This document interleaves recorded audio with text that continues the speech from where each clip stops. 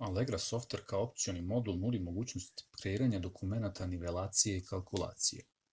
Njima se pristupa iz meni administracija, zatim promet robe i tu nalazimo dodatne opcije. Prva stvar koja je bitna, moramo definisati komitente. U meniju komitenti je potrebno definisati dobavljače, od koga nabavljamo robu. Dugme dodaj, gde unosimo naziv firme, adresu, mesto, poštanski broj i njihov PIB. Nakon toga pritiskamo dugme sačuvaj. Kada smo dodali komitenta od koga nabavljamo robu, potrebno je da uradimo kalkulaciju. Za kalkulaciju pritiskamo opciju kalkulacije cena, dugme dodaj, definišemo broj dokumenta i eventualno neki dodatni opis.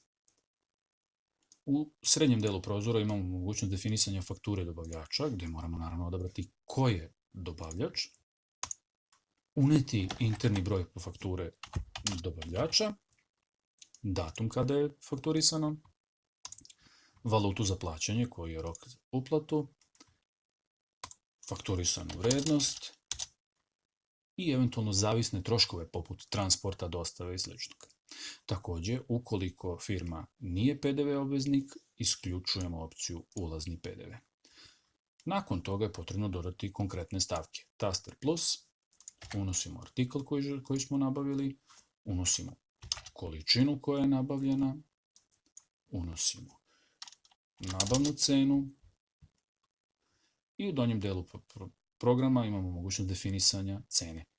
Nabavna cena je tu, možemo menjati maržu, možemo direktno menjati prodajnu cenu, marža će se promeniti, ili direktno menjati prodajnu cenu sa PDV-om koja će naravno povući prethodne 3 kolone.